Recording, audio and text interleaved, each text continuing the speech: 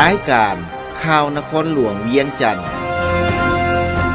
รายการข่าวนครหลวงเวียงจันทน์สบายดีท่านผู้ฟังที่เคารพที่นี่สถานีวิทยุกระจายเสียงนครหลวงเวียงจันทน์รายการข่าวนครหลวงเวียงจันทน์ประจำวันจันทร์วันที่1มิถุนายนปี2026ซึ่งมีข่าวที่สำคัญมานำเสนอต่อไปเชิญทานติดตามรับฟังรายละเอียด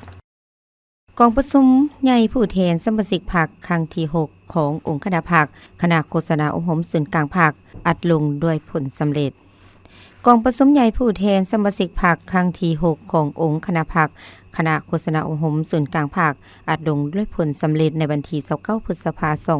2026ภายใต้คำขวัญเพิ่มทวีบทบาทการนำพาขององค์คณะพรรคยกสูงจิตใจเอกราชเป็นเจ้าตนเองตั้งหน้าสร้างการหันเปลี่ยนในเวียกงานโฆษณาอบรมไปสู่คุณภาพใหม่อย่างแข็งแรงโดยเป็นประธานของสหายคำพันธ์เผยยวงศ์กรรมการกรมการเมืองส่วนกลางภาคเลขาคณะภาคหัวหน้าคณะโฆษณาอบรมส่วนกลางภาคโดยมีสหายวิไลลาคำฟองกรรมการกรมการเมืองส่วนกลางภาคผู้ประจำการคณะเลขาธิการส่วนกลางภาคคณะภาคคณะนำพร้อมด้วยผู้แทนสมบูรณ์เข้าร่วมในโอกาสนี้สหายคำพันธ์เผยยวงศ์กล่าวว่ากองประชุมใหญ่ผู้แทนสมาชิกพรรคครั้งที่6ขององค์คณะพรรคคณะโฆษณาอบรมส่วนกลางภาคได้ดำเนินไปด้วยบรรยากาศฟุดฟื้นและเต็มไปด้วยความรับผิดชอบสูงของผู้แทนสมบูรณ์ที่ได้ค้นคว้าประกอบคำเห็นต่อบทรายงานการเมืองแผนพัฒนาเวียกงานโฆษณาอบรม5 ปี 2026-2030 เอกสารดังกล่าวจะกลายเป็นเอกสารชี้นำให้แก่การเคลื่อนไหวนำพาระยะ5 ปีต่อหน้าขององค์คณะพรรคคณะโฆษณาอบรมศูนย์กลางภาคกองประชุมได้รับร้องเอารายงานการเมืองแผนพัฒนาเวียกงานโฆษณาอบรมกองประชุมใหญ่ผู้แทนสมาชิกพรรคครั้งที่6ขององค์คณะพรรคคณะโฆษณาอบรมศูนย์กลางภาคได้ดำเนินมาด้วยผลสำเร็จอย่างจบงามแต่ผลสำเร็จดังกล่าวนี้เป็นเพียงแต่ผลสำเร็จเบื้องต้นในการค้นคว้าวางทิศทางขาดหมายสู่สนหน้าที่ต้นต่อในเวียกงานโฆษณาอบรมเพื่อเฮ็ดให้หล่อนหน้าที่การเมืองของตนนั้นพวกเฮาต้องได้พร้อมกันจัดตั้งพันขยายเนื้อในจิตใจของกองประชุมใหญ่ครั้งนี้เข้าสู่ชีวิตตัวจริงในการเคลื่อนไหวเพื่อเฮ็ดให้มีการหันการจัดตั้งปฏิบัติหน้าที่การเมืองที่พรรคได้มอบหมายเพื่อเฮ็ดให้การหันเปลี่ยนอย่างแข็งแรงในเวียกงานโฆษณาอบรมในพิธีสหายบุญเพ็งจันทะดาราหัวหน้าห้องการคณะโฆษณาอบรมศูนย์กลางภาคกล่าวว่ากองประชุมครั้งนี้ได้ค้นคว้าปรึกษาหารือและรับห้องเอาบทรายงานการเมืองของคณะภาคสมัยที่5ต่อกองประชุมใหญ่ครั้งที่6ได้ตีราคาอย่างภาวะวิสัยต่อผลงานการเคลื่อนไหวเวียกงานโฆษณาอบรมระยะ5 ปีผ่านมาได้คุณครัวปรึกษาหารือและเป็นเอกสารหับห้องเอาบรรดาทิศทางหน้าที่จุดสุ่มเวียกงานโฆษณาอบรม5 ปีต่อหน้าแผนพัฒนาเวียกงานโฆษณาอบรม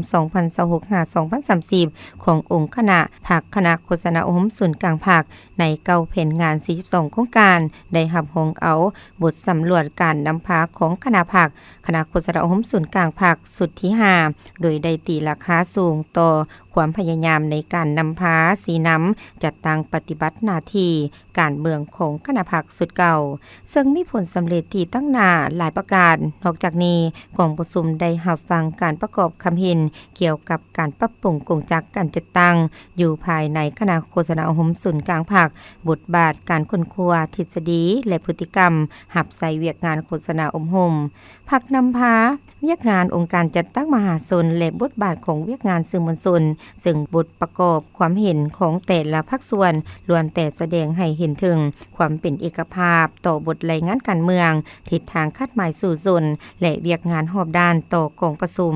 พร้อมนี้ผู้แทนของประชุมได้พร้อมกันใส่สิทธิประชาธิปไตยของตนป้อนบัตรคัดเลือกเอาคณะบริหารงานพรรคสุดใหม่บนพื้นฐานหลักการรวมศูนย์ประชาธิปไตยกฎระเบียบของพรรคทั้งถูกต้องสอดคล้องตามมาตรฐานเงื่อนไขที่กำหนดไว้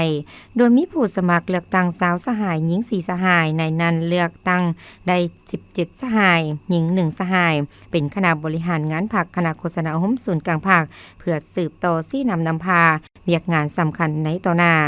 กองประชุมข้างปฐมฤกษ์ของคณะบริหารงานพรรคคณะโฆษณาองค์หมศูนย์กลางพรรคสมัยที่ 6 ได้เป็นเอกสารเลือกเอาสหายคำพันธ์เพิ่นยวงศ์เป็นเลขาคณะบริหารงานพรรคสหายวันศรีกัวมัวเป็นรองเลขาสหายสาครพรหมราชเป็นประธานกวดกาพรรคสหายสว่างดาราแซนสหายนางลาซอยกองแก้วมณีวงศ์สหายนางจันสุขพิมมะวันและสหายนางกองบุญสุริวงศ์เป็นรองประธานกวดกาพรรคในโอกาสนี้สหายพลเอกวิไลหลาคำฟองได้ให้เกียรติโอ้ลมเน้นหลายปัญหาต่อกองประชุมใหญ่คือต้องสร้างการหันเปลี่ยนอย่างแข็งแรงทางด้านเนื้อในและรูปกามในการเคลื่อนไหวเวียกงานโฆษณาอบรมเพื่อสามารถตอบสนองความเรียกร้องต้องการของหน้าที่การเมืองในระยะใหม่อยากเฮ็ดเวียกงานศึกษาอบรมให้มีคุณภาพสูงบรรดาสหายต้องกำได้แนวคิดจิตใจจิตศาสตร์ความขัดของบ่งใจ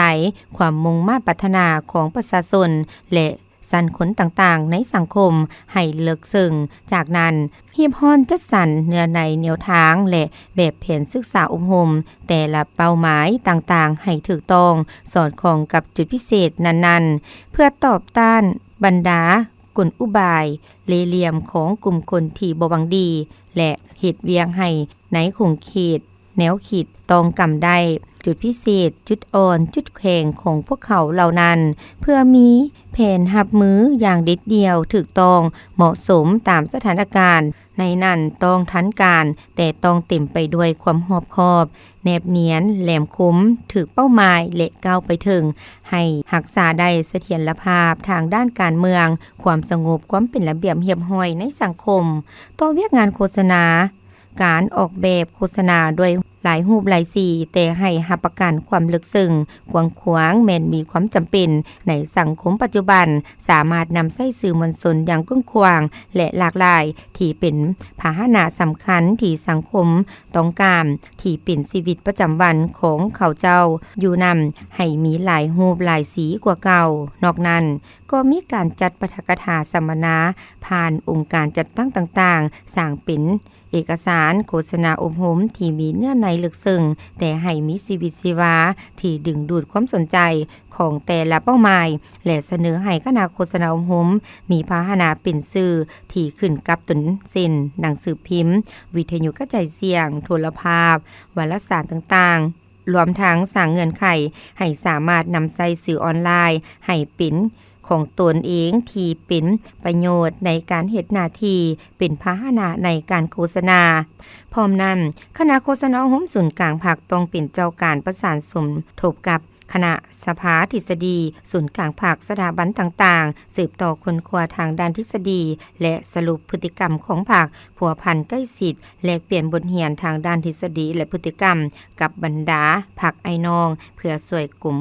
การเมืองคณะบริหารงานศูนย์กลางภาควางแนวทางนโยบายของพรรคในช่วงปีต่อหน้านี้ให้ถูกต้องสอดคล้องกับสภาพการแห่งความเรียกร้องต้องการที่แท้จริงปรับปรุงภาระบทบาทและกงจักการจัดตั้งสิทธิหน้าที่และแบบแผนวิธีเฮ็ดเวียกของคณะโฆษณาอบรมศูนย์กลางภาคให้กระทัดรัดนักแน่นเข้มแข็งสมคู่กับบทบาทและความสำคัญของเวียกงานในระยะใหม่พร้อมกันนั้นก็ต้องเอาใจใส่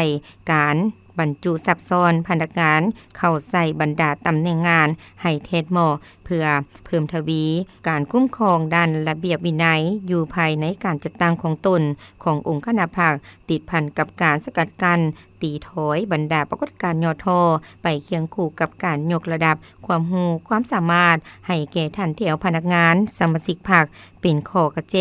ให้แก่การรับประกันหน้าเวียกงานที่วางไว้จัดพิธีปลูกต้นไม้เฉลิมฉลองวันปลูกต้นไม้แห่งชาติและวันเด็กน้อยสากลประจำปี 2026 กระทรวงเกษตรกรรมและสิ่งแวดล้อมร่วมกับองค์การปกครองนครหลวงเวียงจันทน์ได้จัดพิธีปลูกต้นไม้เนื่องในโอกาสวันปลูกต้นไม้แห่งชาติวันที่ 1 มิถุนายนรอบ46 ปี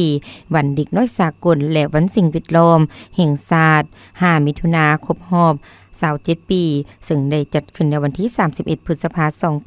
2026 ที่สวนเจ้าอนุวงศ์ บ้านเสียงยืนเมืองจันทบุรีนครหลวงเวียงจันทน์โดยให้เกียรติเข้าร่วมของทานสอนไสศิพันดรนายกรัฐมนตรีแห่งสาธารณรัฐประชาธิปไตยประชาชนลาวมีทานปริญญาเอกลินคำดวงสวรรค์รัฐมนตรีกระทรวงเกษตรกรรมและสิ่งแวดล้อมมีทานศิริราชธงสิงห์ทองเพ็งประธานคณะกรรมการปกครองนครหลวงเวียงจันทน์พร้อมด้วยบรรดาทานรัฐมนตรีรองรัฐมนตรีคณะนำองค์การปกครองนครหลวงเวียงจันทน์ทูตตานุทูตขู่ห่วมพัฒนาผู้ประกอบการประชาชนและน้องน้อยเยาวชนสาวหนุ่มเข้าร่วมในพิธีทานปริญญาเอกลินคำดวงสวรรค์ในต่างดาคณะรับผิดชอบกล่าวรายงานย่อเกี่ยวกับประวัติความเป็นมาและผลการจัดตั้งปฏิบัติเวียกงานปลูกต้นไม้ในระยะผ่านมาพรรคและรัฐบาลได้กำหนดเอาวันที่1มิถุนาเป็นวันปลูกต้นไม้แห่งชาตินับแต่ปี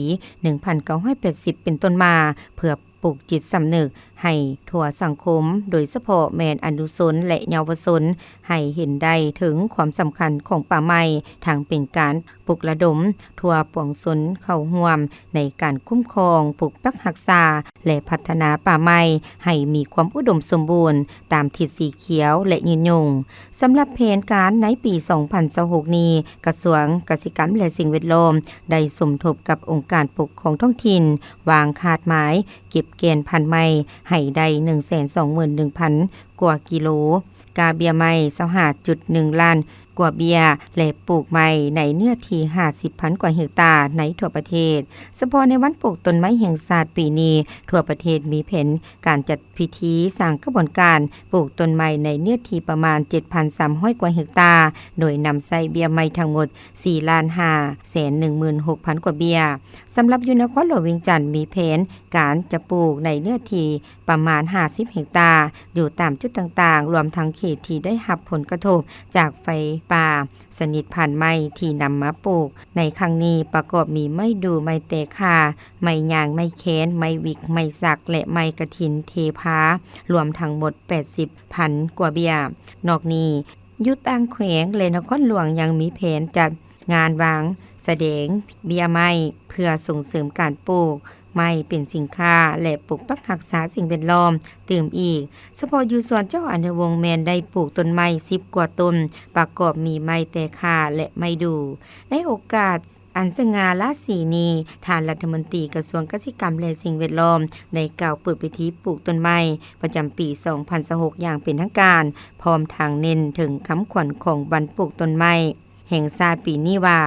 ร่วมแรงร่วมใจช่วยกันปลูกต้นไม้อย่างน้อย1ต้นต่อคนต่อปีและสมเสยวันปลูกต้นไม้แห่งชาติวันที่1มิถุนายน 2006 ครบรอบ 46 ปีอย่างสุดใจ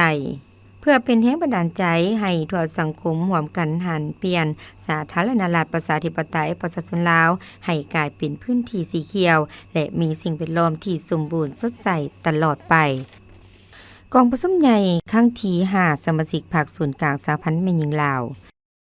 กองประชุมใหญ่สมาชิกพรรคครั้งที่ 5 องค์คณะพรรคส่วนกลางสหพันธ์แม่หญิงลาวจัดขึ้นในวันที่29 พฤษภาคม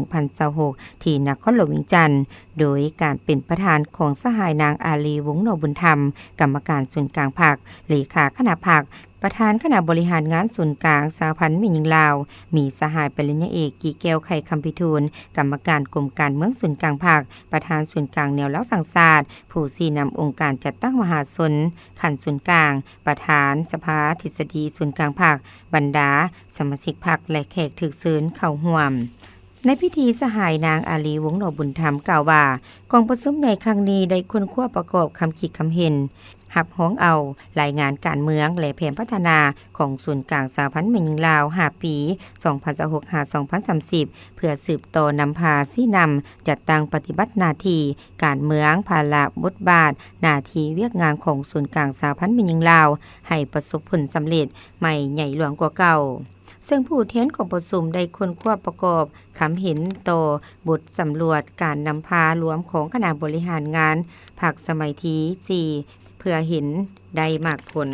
แห่งการนำพาชี้นำทางด้านดีด้านอ่อนข้อคงค้างสาเหตุและบทเรียนที่ถอดถอนได้จากการนำพาชี้นำตัวจริงในผ่านมาพ ร้อมนั้นผู้แทนสมบูรณ์จะได้ใช้สิทธิประชาธิปไตยของตนปอนบัตรคัดเลือกเอาคณะบริหารงานศูนย์กลางสหพันธ์แม่หญิงลาวสมัยที่5เพื่อสืบต่อนำพาสีน้ำเสริมขยายด้านดีผลสำเร็จและสืบต่อคนครัวปรับปรุงแบบแผนการนำพาสีน้ำและวิธีเฮ็ดเวียกหับประกันให้เวียกงานมีประสิทธิภาพประสิทธิผลกว่าเก่าสหายนางอาลีวงศ์นอบุญธรรมกล่าวตื่มอีกว่าภายหลังสำเร็จกองประชุมใหญ่สมาชิกพรรคขององค์คณะพรรคส่วนกลางสหพันธ์แม่หญิงลาวครั้งที่4ปี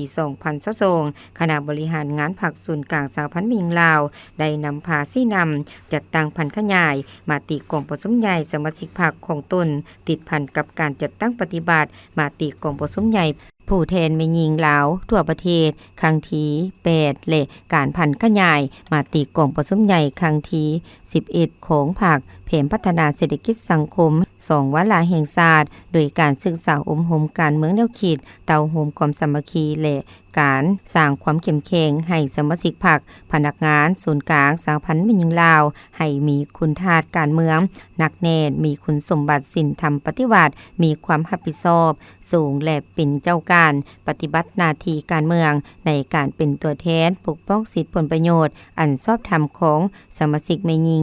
ญิงลาวบรรดาเผ่านำพาจัดตั้งปฏิบัติ10แผนงาน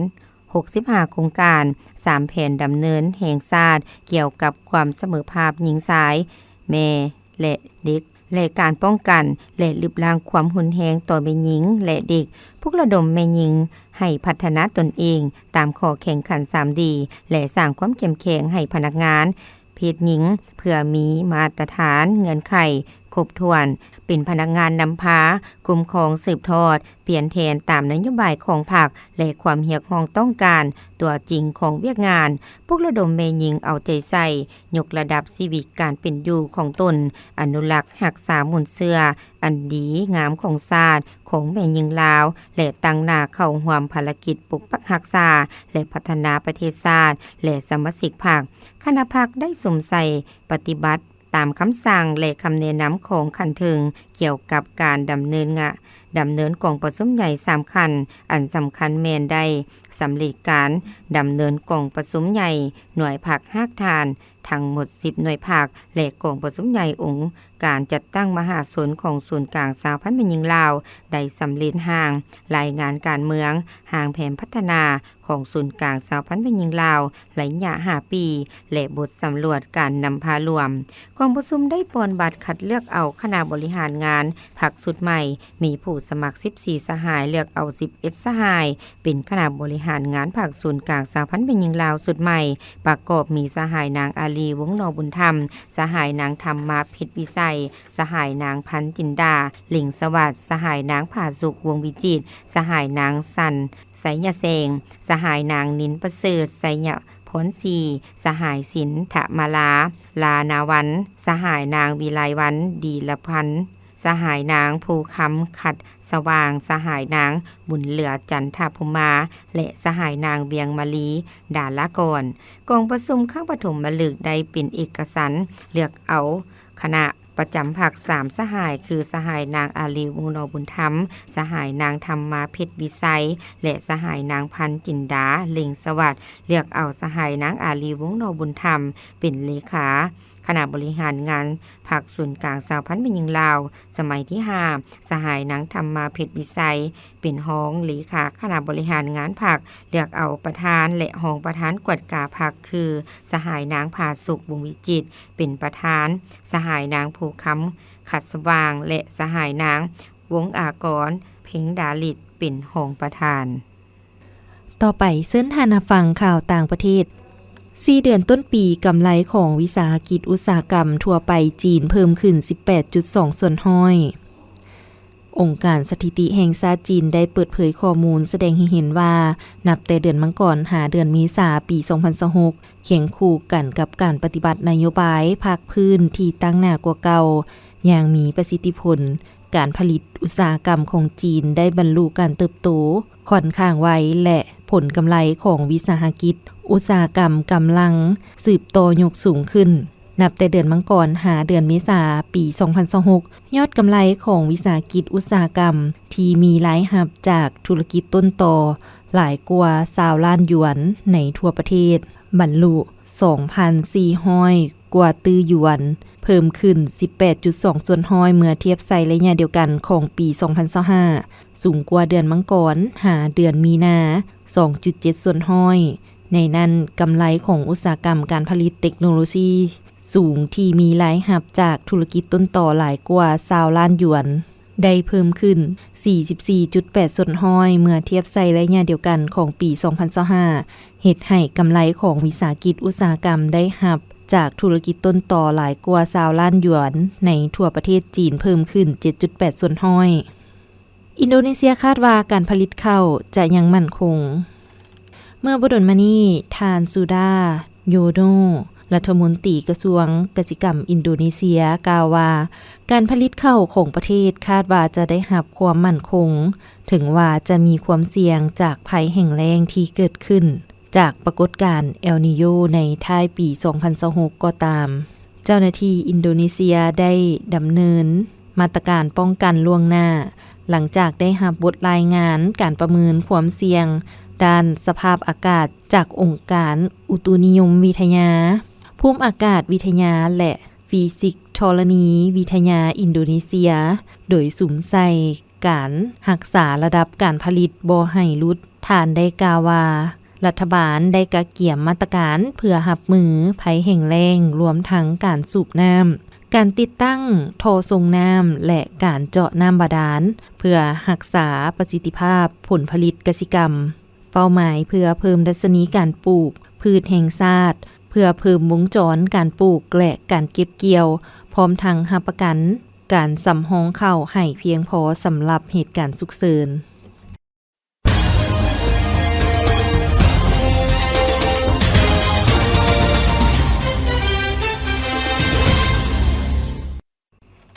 ต่อไปเชิญท่านติดตามรับฟังบทที่มีหัวข้อว่าการพัฒนาเด็กแม่นพันธะและหน้าที่อันมีเกียรติของทุกคนในสังคมเนื่องในโอกาสวันเด็กน้อยสากลวันที่1มิถุนายนปี 2026 ดังเนื้อในย้อนว่าคนเป็นปัจจัยตัดสินไสสนะและผลได้ผลเสียของการจัดตั้งปฏิบัติในทุกด้านสนันผักและรัฐย้ำใดก็ได้ถือเอาการพัฒนาทรัพยากรมนุษย์แม่นปัญหาที่มีลักษณะยุทธศาสตร์และเป็นพื้นฐานในกระบวนวิวัฒน์แห่งการพัฒนาประเทศชาติเพื่อก้าวขึ้นในนี้การพัฒนาเด็กน้อยเยาวชนอนุชนอย่างรอบด้านเวียกงานที่เป็นบุริมสิทธิ์ในการพัฒนาทรัพยากรมนุษย์โดยเห็นได้ที่ตั้งและบทบาทสำคัญของเด็กซึ่งแม่นทรัพยากรอันล้ำค่าของประเทศชาติเป็นรุ่นคนที่เป็นผู้สืบทอดภารกิจทุกด้านของประเทศชาติฉะนั้นในระยะที่ผ่านมาพรรคและรัฐได้เอาใจใส่ในการวางแนวทางแผนนโยบายกฎหมายและนิติกรรมต่างๆเพื่อให้รัฐมีเครื่องมือมหาภาคเพื่อพัฒนาเด็กเยาวชนอนุชนโดยเฉพาะแม่นการสร้างบรรดาเงินไขเพื่อเข้าถึงปัจจัยพื้นฐานสำหรับการพัฒนาวัยเด็กเส้นปัญหาสุขภาพและความปลอดภัยของเด็กการเข้าถึงการศึกษาการสร้างสถิติความเป็นเจ้าและความรับผิดชอบของสังคมในการเข้าร่วมเพื่อการพัฒนาเด็กการหับประกันการปฏิบัติสิทธิและผลประโยชน์พื้นฐานของเด็กและปัญหาอื่นๆพวกเรามีผลสำเร็จหลายด้านที่พ้นเด่นในกระบวนการพัฒนาเด็กเยาวชนและอนุชนในของเขตสาธารณสุขเป็นต้นการช่วยเกิดการปกปักรักษาสุขภาพเด็กก่อนวัยเหียมขบวนการสักยากันพยาธิการโฆษณาด้านโภชนาการและสุขศึกษาการพัฒนาศึกษาการศึกษาในชั้นเลี้ยงเด็กอนุบาลและขั้นประถมศึกษานอกจากนี้การเข้าร่วมการพัฒนาเด็กของทุกขนการองค์การชุมชนในทั่วสังคมของสุมปีที่ผ่านมาก็มีระดับการขยายตัวที่ตั้งหน้าแต่เคียงคู่กับผลสำเร็จของเวียกงานดังกล่าวถ้าเทียบใส่เงินไขและความเรียกร้องต้องการในระยะใหม่แล้วเห็นว่าคุณภาพของการพัฒนาเด็กยังบ่ทันสูงเท่าที่ควร เฮ็ดได้การพัฒนาเด็กยังขาดลักษณะครบสูตรซึ่งประกอบด้วยการพัฒนาทางด้านร่างกายมันสมองสติปัญญาความรู้และความสามารถถึงว่าผ่านมารัฐเฮาจะได้ประกาศใส่กฎหมายและนิติกรรมจำนวนหนึ่งแต่ก็บ่ทันรวมศูนย์และเป็นระบบครบสูตรความรับรู้ความเข้าใจ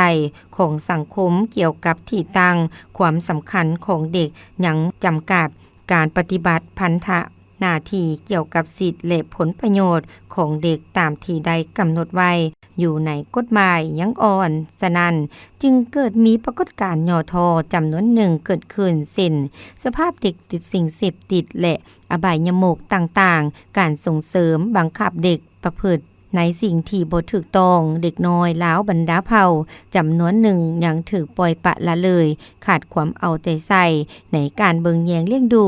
จากพ่อแม่ผู้ปกครองและสังคม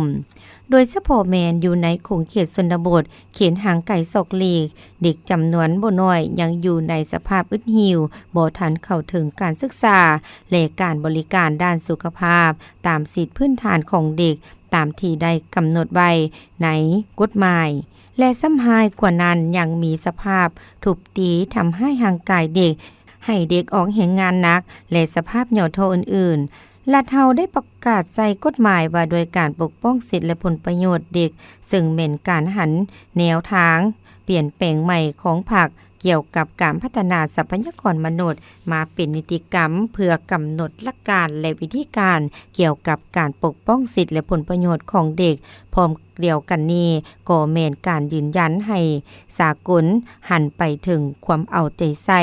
ของสาธารณรัฐประชาธิปไตยประชาชนลาวเกี่ยวกับในการปฏิบัติพันธะของตนในการปฏิบัติสนธิสัญญาสากลในฐานะที่สาธารณรัฐประชาธิปไตยประชาชนลาวเป็นภาคีเป็นต้นแม่นสนธิสัญญาว่าด้วยสิทธิเด็ก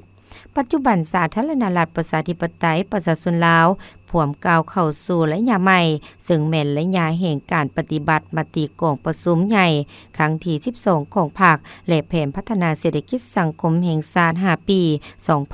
2026-2030 ครั้งที่10ฉะนั้นเพื่อรับประกันให้แก่การพัฒนาเด็กในระยะใหม่ฉะนั้นอยากรับประกันการปกป้องสิทธิและผลประโยชน์ของเด็กได้อย่างถูกต้องพวกเฮาต้องกำแนนหลักการพื้นฐานเกี่ยวกับการปกป้องสิทธิและผลประโยชน์ของเด็กคือหลักการผลประโยชน์สูงสุดของเด็กหลักการบ่จำแนกหลักการอยู่รอดหลักการพัฒนาเด็กและหลักการมีส่วนร่วมในนี้การรับประกันหลักการอยู่รอดและการพัฒนาเด็กมีความสำคัญเป็นพิเศษย้อนว่าเด็กมีสิทธิ์ที่จะได้รับการพัฒนาในทุกด้านเป็นต้นพัฒนาทางด้านทางกายด้านมันสมองด้านการศึกษาและการพัฒนาทางด้านชีวิตการเป็นอยู่คณะพรรคองค์การปกครองทุกคันทุกท้องถิ่นบรรดาองค์การจัดตั้งมหาชนองค์การจัดตั้งทั้งสังคมแขนงสาธารณสุขแขนงศึกษาสถาบันครอบครัวพ่อแม่ผู้ปกครองต้องวางนโยบายมีกลไกที่ถูกต้องเพื่อรับประกันให้พัฒนาเด็กที่มีประสิทธิผลสูงเป็นต้นการรับประกันสุขภาพเด็กเห็นให้เด็กที่เกิดมาอยู่รอดหลุดพ้นการตายของเด็กช่วยเหลือบรรดาครอบครัวที่มีความยุ่งยากในการเลี้ยงเด็กทางด้านอาหารการกินการปิ่นปัวเครื่องนุ่งห่มที่อยู่อาศัยและเงินไขอื่นๆเพื่อให้เด็กมีความอบอุ่นและเติบใหญ่อย่างถูกต้องเด็ดเดียวแก้ไขให้ถึงกกถึงหาเกี่ยวกับสภาพการทุบตีทารุณทำให้ห่างกายและการละเมิดทางเพศต่อเด็กเอาใจใส่เป็นพิเศษต่อเด็กกำพร้ากำพร้อยเด็กพิการเสียองค์ะเด็กที่พัวพันกับการพนันสิ่งเสพติดเด็กที่ถือข้อหายจากภัยพิบัติและภัยสังคมด้านอื่นๆสร้างทุกเงื่อนไขเพื่อพร้อมการพัฒนาเด็กและเยาวชนให้กลายเป็นทรัพยากรมนุษย์กลายเป็นผู้สืบทอดอนาคตของประเทศชาติที่มีคุณภาพสูงที่นักแน่นและหอบด้านที่ท่านรับฟังผ่านไปนั้นก็เป็นบทที่มีหัวข้อว่าการพัฒนาเด็กแมนพันธะและหน้าที่ที่มีเกียรติทุกคนในสังคมเนื่องในโอกาสวันเด็กน้อยสากลวันที่1 มิถุนายน ปี 2026 ทางผู้ฟังที่เคารพรายการข่าวภาคนี้ได้เสียงสุดลงเพียงเท่านี้ลีโลเพชรสมภูพร้อมด้วยอุเลวันแสงพระจันทร์อ่านสบายดี